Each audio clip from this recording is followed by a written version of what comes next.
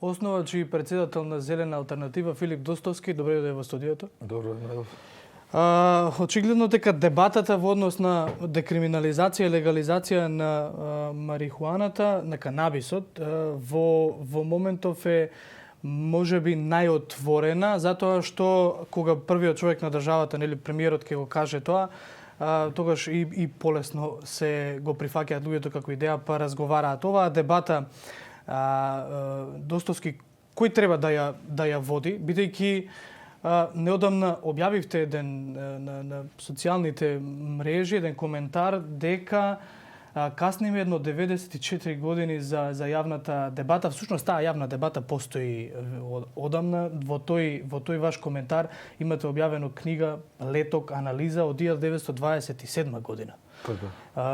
Таа дебата сега треба да се пренесе на институционално ниво или се уште се активистите оние кои што ќе говорат јавно? Па вака, тоа е усвари проблемот што секаде во воздух виси некаква дебата дека треба да постои, треба да има, а реално ја нема.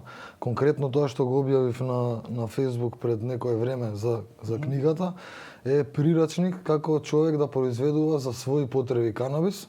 Тој прирачник е од бивша СХС, значи од Југославија и од 1927 година. Тоа намерно го објавив за да се знае дека тоа тука постоело, дека не измислуваме топла вода, дека има и документи за тоа, нели по архиви и така натака. И што имало прирачник за садење за своји потреби 1927 година, а ние ден денес да збориме дека е тоа некоја нова работа што тек сега треба да откриваме, е малце смешно. Заради тоа беше и таа објава на Facebook. Како и за се, како и во секоја тема, значи дебатата треба да ја водат стручни лица и лица кои нели имаат познавање од таа материја. Тоа не мора да значи дека тоа познавање треба да биде официјализирано од некаква установа, заради тоа што во моментов за марихуана, ама баш во ниедна школа и на ниеден факултет не се учи.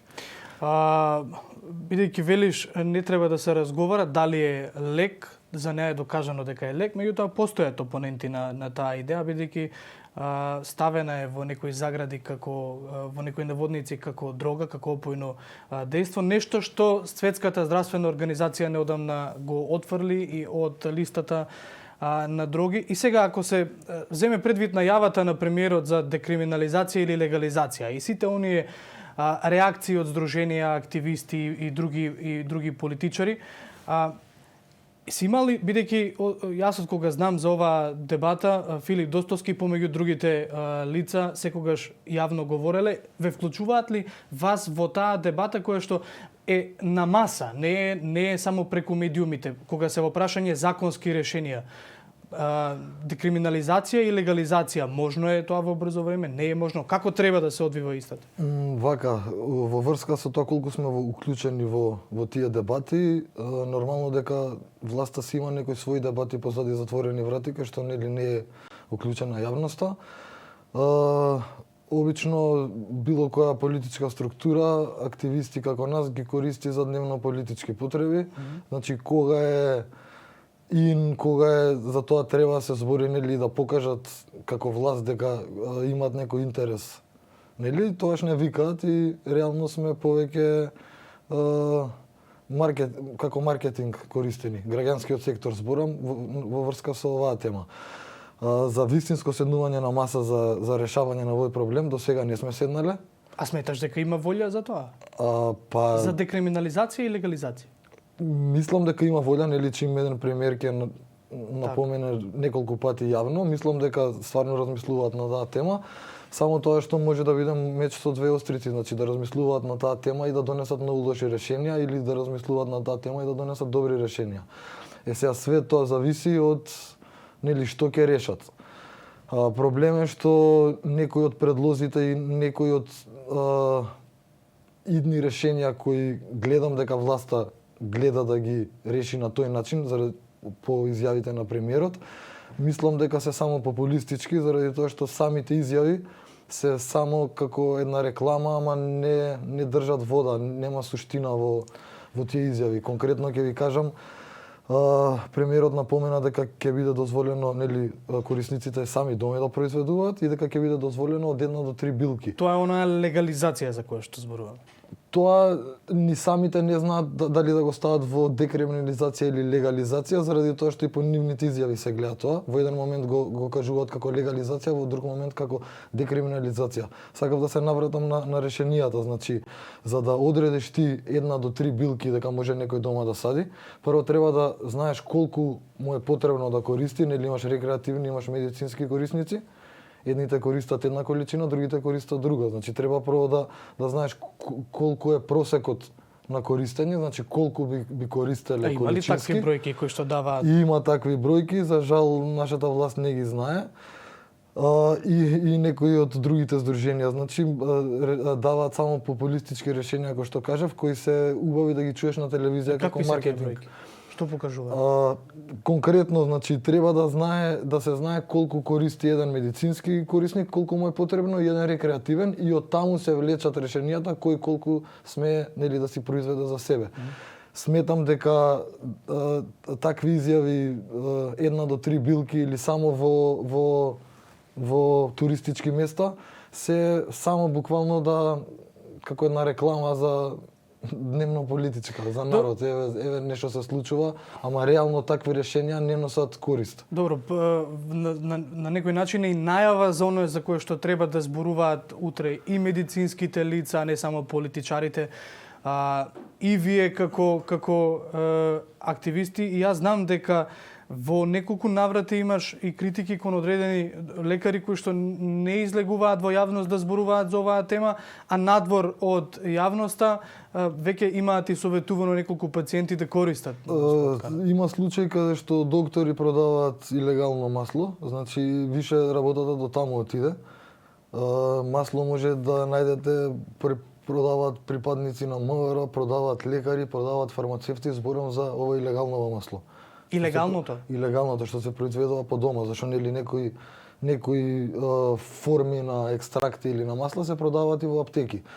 На некои пациенти тие не им се доволни, нели остануваат на црн пазар, и баш тоа е проблемот што премиерот неколку пати најавува, нели, јавна расправа или дебата на оваа тема, со тоа само долева масло на црниот пазар, зашто како премиер, нели, неговиот збор има одредена тежина, и кога и луѓето кои биле скептици, нели, пред некое време во врска со канабис, дали воопшто лечи или дали треба да се користи, кога ќе чујат од премиер или од, нели, некој повисок представник од власта, е само многу добра реклама за самиот канабис, ама во моментов зашто е на црн пазар го рекламираат само црниот пазар. Но јасно е дека во таа дебата, во тие најави за легализација или декриминализација на канабисот, на Заев нема да му биде лесно, бидејќи коалициониот партнер ДУИ, ако се земат предвид нивните изјави,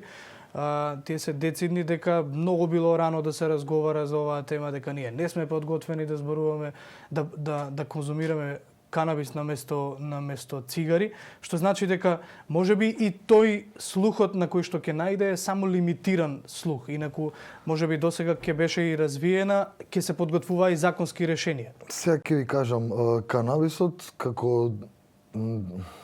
како решение за државава е надпартиски, наднационален, значи сите ќе имаат бенефит, без разлика од која партија се, на која националност, нели, припаѓаат. Многу битно е да се знае дека таа јавна дебата, што сметам дека треба да се случи што поскоро, на таа јавна дебата ќе бидат кажани, затоа и треба да биде јавна, ќе бидат и кажани некои работи и решенија на кои некои што се опоненти сега, нели, на оваа идеја нема да имаат аргументи против, да, така да самата јавност ќе види кој е за стварно добробит на државава и на народот, а кој не е, кој тоа го гледа само политички. Значи со една таква јавна дебата, мислам дека ќе може и опонентите да кажат зошто не сакаат и зошто мислат или се плашат дека не би функционирало, а од друга страна и ние што мислиме дека имаме решенија, ќе ги кажеме нашите решенија, па јавноста нека суди. Мислам, Тоа е таа јавна дебата ќе помогне на сите. Јасно, и бидејќи во ниту едно законско решение сигурно нема да стои дека некој со сила ќе му се дава канабис да вака тоа е и една многу битна работа, значи едноставно како алкохол, тој што сака да конзумира алкохол конзумира, тој што не конзумира и тоа е тоа, значи и дај Боже утре ако се легализира канабис во Македонија, значи ќе го користи тој што сака да го користи, тој што не ќе да го користи, нема да го користи. Има една многу друга битна работа. Ова се однесува на опонентите на канабисот, нели, заради тоа што, нели, кој што кажавте сега, викаат дека ова општество не е доволно спремно, нели, така натака. Оние очигледно не се свесни што се случува на улица во пракса и, нели, колку е голем црниот пазар. Значи, сите тие корисници во моментов што користат илегално, што можам да ви кажам дека се огромна бројка, не се занемарување, само кај нас во нашето здружение Зелена алтернатива имаме преку 25.000 членови. Од тие 25.000 членови, од околу 20.000 се активни. Тоа значи дека гледаат што постираме и активно учествуваат, дали со коментари, дали со некаква друга реакција. Значи тоа е само во Скопје, во нашето здружение, што се случува во цела Македонија. Да. Тие законски решенија, ако се земат предвид туристичките придобивки, можноста за локална заработка на оние кои на некој начин би произведувале дома, па би биле врзани со кофи шопови и слично. Како треба да изгледаат за да има еден поголем бенефит, за поголем синџир на луѓе? Вака сега, исто така многу голем проблем е што скоро сите и од луѓето кои сакаат да се реши овој проблем, и од опонентите, сите ги гледаат решенијата во странски држави, и гледаат да ги копираат. Тоа е еден многу лош проблем заради тоа што голем проблем заради тоа што не може на оваа работа да се гледа така паушално. Например, конкретно се спомнува шпански модел, нели како е регулирано во Шпанија. Треба да разбереме, во Шпанија е регулирано во 90-ти години, каде што медицинска употреба воопшто не е спомната. Холандски модел во Холандија во 80-ти години се отворени кофи шопови исклучиво заради тоа да се држат корисниците, нели, во еден одреден затворен круг за да не се шири на друга популација, па тоа после преоѓа и во туристичка понуда на Холандија. Ама сепак темелот од кај што тргнале да регулираат е скроз друг. Сега ние тука и по вашите прашања гледам, исто така не знаеме дали го регулираме овој проблем заради медицинските пациенти, или заради компаниите на кои им гори под нозе, заради тоа што во моментов се уште не може да работат кој што треба да работат. Зборуваме за компаниите кои што произведуваат. Јас зборуваме за едно поопшто ниво, каде што хотелите, рестораните... Ама ќе стигнам и до таму. Значи, тоа сакам да кажам, кај нас уште не е јасна дебатата дали највише се случува заради бенефит како туристичка понуда, што ќе биде на Македонија, како бенефит за компаниите кои треба да извезуваат или како бенефит за сите граѓани, поготово за медицинските. Значи, тука кај нас тоа уште не е искристализирано, тоа мора некој да го пресече и да го реши. Тоа би требало да биде премиерот, пошто он најавува таа дебата. Или тоа ќе се реши на самата дебата. Друга многу битна работа... Во кој правец треба да се движиме ние? Дебатата треба да се движи во правец дека во Македонија има многу корисници на канабис, кои треба да го добијат тоа што го бараат на безбеден начин, и легален начин, без нели да се компрометираат било како, и тоа да биде ефтино. Ама прва работа што треба да се регулира кога се пристапува на овој проблем е да се заштити населението кое не треба да користи канабис. На прво место збора малолетници, деца, или со регулација на овој проблем, прво они се заштитуваат. Значи, ако земеме да го решаваме проблемот, тоа во машински струки се вика back engineering, значи гледаме што сакаме да имаме, па идеме у рикверц за да видиме како да стигнеме до таму, а не обратно со мислења, зашто нели секој има свое мислење. За жал во повеќето случаи не се точни тие мислења, значи треба обратно да го решиме проблемот. Прво, како да направиме канабисот да не биде достапен до лицата кои не треба да го контролираат. Да го конзумираат. Да, да го конзумираат. Да. Второ, треба да му се регулира цената. Црниот пазар највеќе ќе се реши со со цената. Значи ти ако понудиш на корисниците поевтин и поквалитетен канабис него тој на црниот пазар, автоматски црниот пазар и дилерите остануваат без работа. Нема да има потреба МВР да ги брка еден по еден, заради тоа што гледаме дека тоа не е начинот. Со години има борба против дрога на овој начин и не може да се реши. Значи е еден магевсан круг.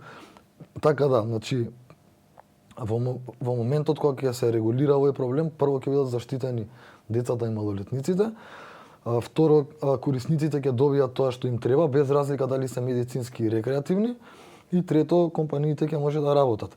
Во овој момент ние како зелена алтернатива имаме 2-3 модели како би можело ова да се реши. Зборам 2-3 модели заради тоа што тоа е жива материја, зависи од нели ситуацијата како се менува и политичка, па и на црниот пазар, така треба да реагира и државата, нели, за да даде одговор на тоа. Конкретно зашто гледаме дека во моментов законот е многу лош, дури државата не може да ги контролира ни компаниите. На минатото интервју кога бев во една друга телевизија, имаше 2 компании кои беа фатени со илегални работи, еве пред некој ден прочитав и трета компанија, да. Така да проблемот што ќе го има премиерот и со декриминализација нели за рекреативна употреба со кофи-шопови или социјални клубови, тргнувајќи од сега дека не може фирмиве да се контролираат, камоли помали правни субјекти како кафичи или па и физички лица, сметам дека треба да се направи, да се регулира ова во 2 чекора.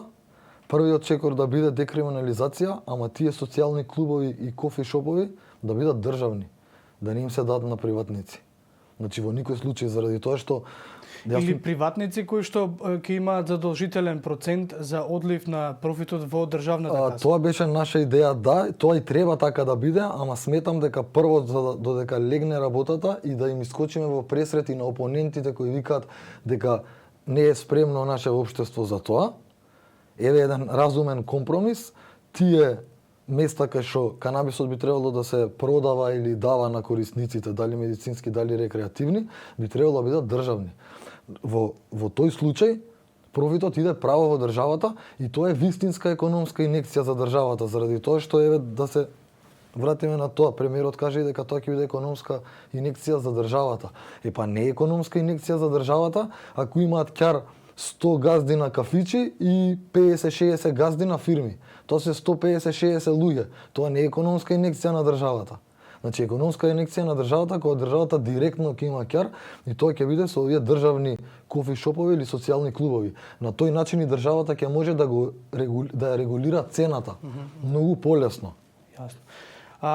Добро, Филип Достовски, основач и претседател на Зелена алтернатива, секогаш има материјал за разговор, особено сега кога се движиме кон правец на дали е тоа декриминализација, дали е тоа легализација. Ете некои од можните решенија. Јас ти благодарам од војното време. Секако во утрински брифинг толку сме со 15 минути јасно и кратко ги објаснуваме работите. Ти благодарам уште еднаш и сигурен сум додека трае цела оваа дебата дека ќе имаме можност за повторно да разговараме. Се надевам јас.